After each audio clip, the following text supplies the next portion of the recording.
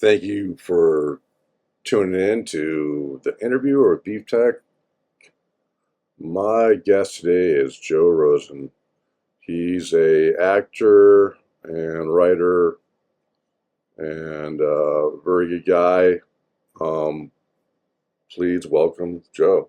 The Interviewer with Beef Tech. Hey, Joe. Thanks for coming on the show.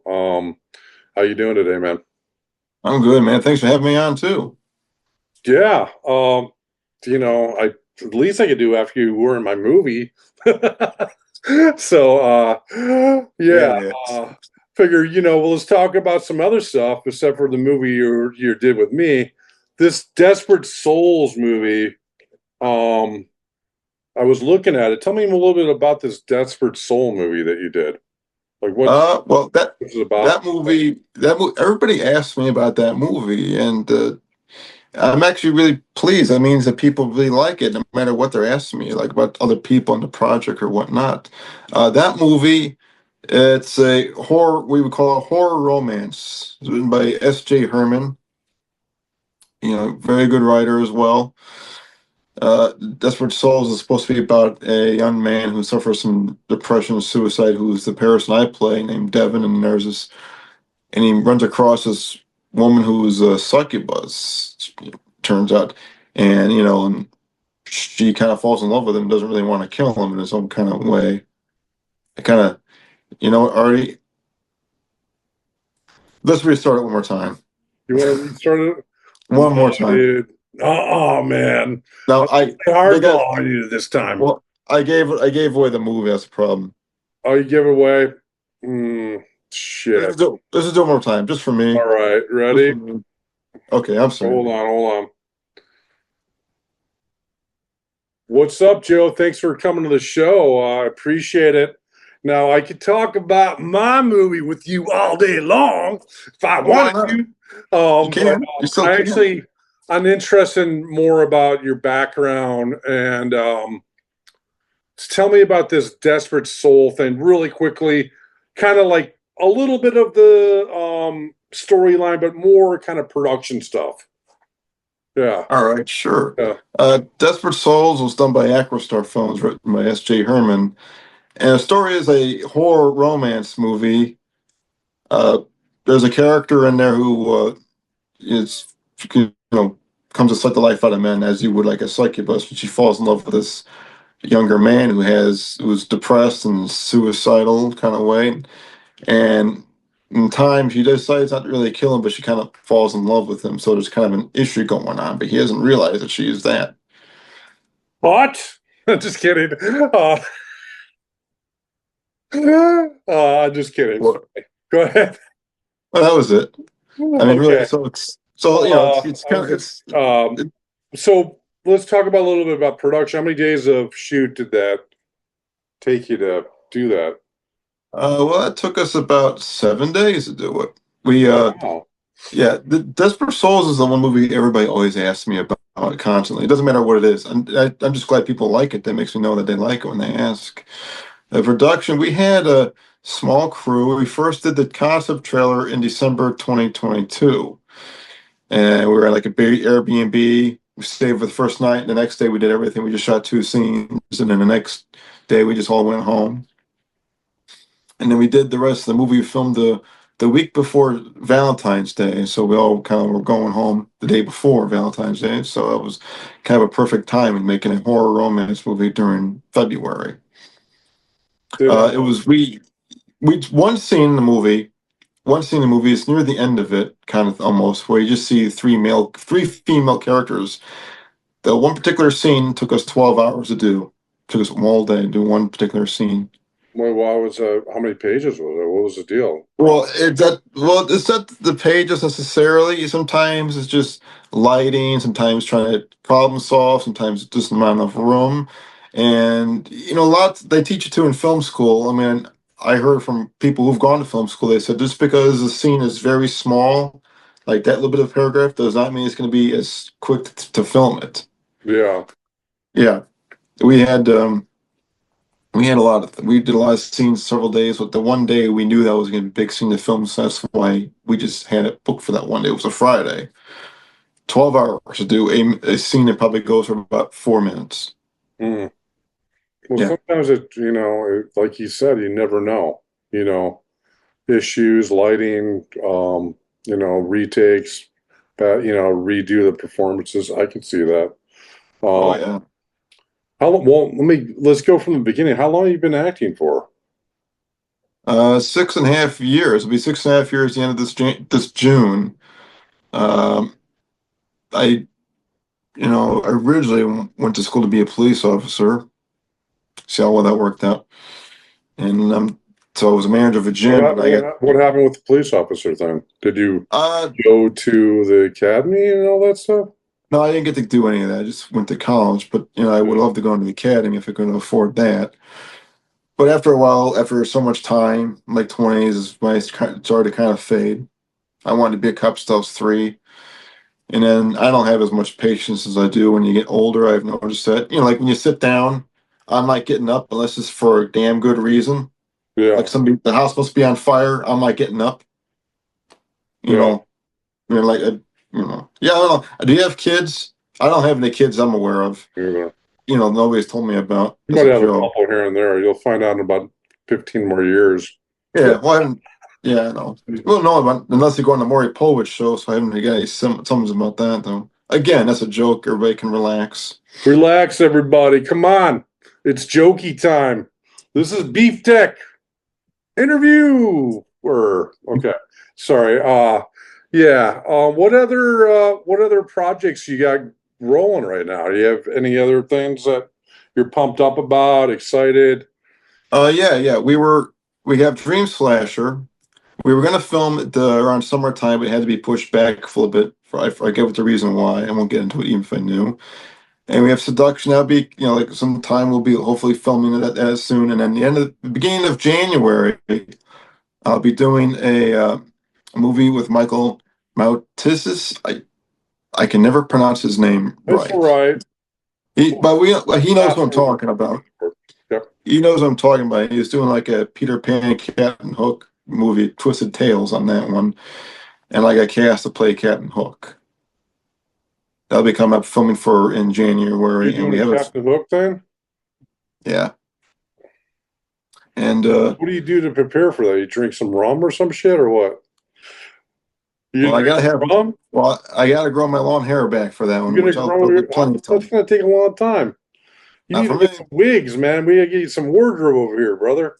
You don't want to cut it and shut it. It's gonna take too long. So you're gonna try to grow your hair back out?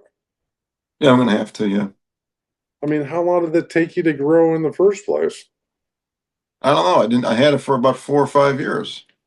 I hadn't had that long, long time. Your hair was long before. What was it down to your shoulders, right? Yeah, it was down to here. Yeah. That's years, isn't it? It's at least a year. No, No? not me. Damn. Damn. You grow hair like mad. You might be this might be a thing for you, man. You might be able to get like endorsement from some hair company. You know what I mean? Like, You put your name on it. If you want to grow your hair really fast, uh it might be a thing, dude. You ever think about getting some products out there in your name or no, I have not thought of that. I know I had the pleasure of modeling for Sexy Hair, my very first gig, and I also modeled for Ruzel a couple times too for hair. yeah. Your I hair is think, pretty good. thanks, man. Anyway, we also have a few of my films being released this year too. On Halloween, we're gonna have Welcome to the Game, Clint's chapter. It's like more like I guess you could probably either call a reboot or remake of our original concept one, Welcome to the Game. Yeah. And we also have a short film coming out this year too, Fallout Highwayman. We've been working on it for like the last 3 or 4 years. Just hopefully it's supposed to come out this month in May or I mean June. What's the Oh, game plan? never mind. What's Never mind. It hasn't come out yet. What? What's the game plan for the short film festival type of run? No, just something he wanted to do so it's like never done a fan film before for Fallout. And that was that one. Yeah. And then I think we got another one coming out as well. I can't remember which one that one is, but we probably have my short film that I directed, first time, only time, God and Stain, come out later on this year too. Oh yeah, how was that experience? It was your first time directing that one? And that's the only time I'm doing it. How did it go? How did you like it? It was okay. I mean, it wasn't too bad. I mean, it's like everybody's kind of asking you shit left and right sometimes. And I guess a little bit different. We filmed in one of the guys' house. So we filmed up in the main floor. We filmed in the basement. And that's all we had to do. He was being a good sport. Me rearranging all of his stuff too. Trying to throw, and some stuff didn't work out as well, but mostly it came out the way I wanted to. Believe it or not. It's supposed to be based off an old stand-up bit that I wrote years and years ago, and I decided to put in like a short film. Now, it was supposed to be a dark comedy, but you could take it either as a dark comedy or you could take it as more of a drama. It's just how it went. I played one of the characters because I wrote the joke. I already know what the lines were. I figured save me some time looking for another actor. It Yeah, was me and four other actors. Then we got Lillian Lamar, who stars in. I co-star. We got Angela Triger in there, and Angelica Triger, excuse me, and Dave Cook, Dave. and they all did a great job. And we work with Derek Brash from Chivi's Films. I pitched to him. I told him, if you didn't like it, it won't hurt my feelings. He goes, no, I'll do it. And we got J&N Productions that are associated with it as well. So repeat the name of this one again. I kind of lost it for the audience too. I know. I talked too fast. I was actually taking a nap before you got on the thing, before I got on. Right on, man. So yeah, I needed it. You got your man. It was the short film is called God and Stan. God and Stan. What are you gonna have a premiere? Are you gonna have an event for it? What's your game plan for release? I'd probably just have a premiere with one of Chivi's Films premieres that they're doing. Like I'll be like the opening short film before the main Yeah, movie comes on of Chivi's. Right now I saw the concept editing of it. There's still some more tweaks to be done. Just got to do the score, and that's it. And we have people buying it on DVD as well. We haven't decided where it's going to be released just yet, but we will. One thing at a time. I seen that before. Like some of the horror. I know you're in the horror scene, and it seemed like some of these horror movies that are released, they're kind of like off the grid. Like, are they just going to the horror film festivals and just selling it like as a DVD? Is that like the strategy, or do you know? Well, it all depends on who's doing it. Sometimes people they make DVDs. Sometimes they do the deep Blu-rays as well. Sometimes people just throw it on wherever the hell they can throw it on, and sometimes people just make it on YouTube and that's it. Yeah, Which to me, I think you gotta kind of have more than YouTube. If that's all you can do, okay, you do what you gotta do. But if you have other places, it gives it more chances for other people to see it. You work really hard on this. Why not have people see it? I don't know if I'll have it on Tubi or not, but again, we'll take one step at a time. We'll have it on a DVD thing, so it's yeah. cheap, most likely, and a Seems like release. some of the horror people, they never get a distributor, and they have all these reviews on but they got a lot of reviews on IMDb of their movie, and like, they must be selling it like somewhere else. Like, Well, sometimes they sell them on their own websites. Like yeah, Acrostar Films, I mean, I don't know if you can buy their DVDs anywhere else, but I know you go on their website, Acrostar Films, you can buy some of the movies. You can even buy a hard copy of Desperate Souls that you mentioned earlier. yeah. Well, it's on. I'll sign it for you. If you Watching want. that tonight, actually. Oh, Desperate Souls tonight because it's on Tubi, I guess. by yourself? No, I'm gonna have my girlfriend watch it with me. Why is it that scary? No, I was just teasing. Yeah. Well, I'm by myself a lot. Put it that way. That's okay. So, what other? Well, that sounds good. How was your? How did you like shooting with American Woman? How did you like that shoot compared to some of your other shoots. What was it? Was there any difference, or was it about the same? Now, there's some slight differences, Artie. And I know you're asking me a loaded question because I see the fucking smile on your face there. Trying to set some shit up here. I just wondering, like, if you know, 'cause I'm new to this shit, so you're I know, like Artie. a pro and stuff, you know. No, So well, Artie, I mean, technically you did the short film and you did the feature film, Our American Woman. I did only one time. I mean, you actually have more experience with that than I do. I mean, all it's just observations, but I don't want to do it again. Though. That was just a one-time deal. yeah, yeah. Yeah, no way. That's a harder job. Anybody who works behind the scenes, I always believe, has a harder job than an actor Well, I think because nobody gives them enough credit a lot. You know, but there's no award you see for best grip. You know, no, there isn't. But no, there there's not. Then should the be. best caterer or best PA. Best driver. Yeah, no, best drug dealer slash keeper aware depends on which way you roll.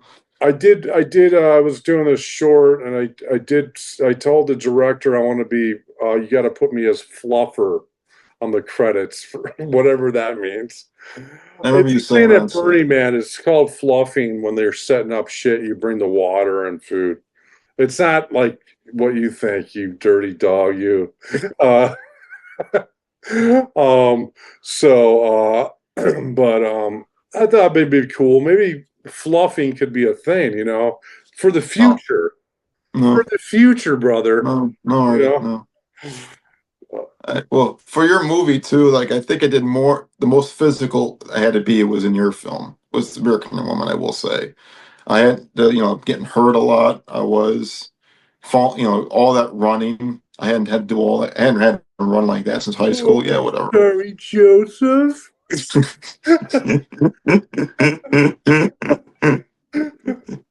So sorry about that. Yeah, I know. It was pretty physical. That was kind of like the script idea anyway. It's a physical script, and um but I just, because you have more experience, I was like, the way that we shot it, I mean, compared to like when you directed your short there, did you set up shots? Did you have lights? What was kind of the logistics Yeah, behind it? yeah. We had lights. We did all inside too. I mean, because I didn't write it like that. I wrote it all inside originally anyway, which was great because this was February and March. I don't want to have anybody out to freeze if I don't have Yeah. to. That's just me. Plus, they're not union. I don't want, unfortunately. Anyway, just like me. Well, we had a lighter, we had a gaffer, an electrician, and things like that, and other assistants. We had, first director and whatnot. We had all that stuff in there, and everybody really had a part in the whole thing that was there. We had people there who, we had a perk for being on set, and it was like $50, and they came back, got some experience because they were also interested in the working behind the scenes or just Yeah. observing, see what it's like. That was great. I think we had microphones on us. I don't remember actually if we had microphones. I think we did, but we also had the grips as well. Yeah. Yeah, we didn't have a dolly or anything like that. We actually had to turn the heat off in the house for both days. And the guy's parents, we were using his house upstairs and wrapping blankets and towels and shivering. And the next time we were there was March, though, a little bit more, but they left because we knew we had to turn heat off. No, just probably like noise or something for recording. No, it was just no way because off the recording we were picking up all the noise from the heat, the humming, the Yeah. machine, so we had to turn it all off. Yeah. So we were working on like 40 or 30-degree temperature down there in the basement that day. Hmm. That's kind of brutal, man. Not too. We were moving around a lot too. We Yeah. weren't even paying no mind how cold it was. Actually, it wasn't too bad. I bet it's something you want for. Yeah, that was like my first short. We were shooting outside. It was like -5 or 10 or something. We were shooting. We had to take a break seriously pretty much every take. We had to get warm in our cars, man. It was horrible. I should have called it and said, but I had some people from out of town and we had to shoot it. So anyway, yeah, sometimes you got to do what you got to do. So You're not planning to do any more production stuff. You're just going to stay strictly with the acting and not do any production. I mean, in your near future. No, I mean, like, one time I held the boom mic for a little bit to help out. I'm not against it, but it's just like, I know directing is not my cup of tea. It was just Yeah, to do it. And I figured since I wrote it, and to me, that always makes more sense when the writer directs the movie because, they have their vision, they want to put it out there. It makes sense, always made sense to me. And that way there's no conflict between the writer and the director because it doesn't matter, it's the same person now. Um, but no, it's a lot of work doing that with the angles and plus to get the lighting and then the problem solving. Like, as the actor, I'm like, I'm glad I don't have to worry about any of that crap. Sometimes there's some problem solving the actor has to do too. Like, this part doesn't make any sense here, or like, it looks good on paper when you try and act it out, it's kind of clumsy. You gotta tweak it a bit. Or, I know it was a couple of things like the lines like that. We just asked if we can not use this line in a few movies I was in.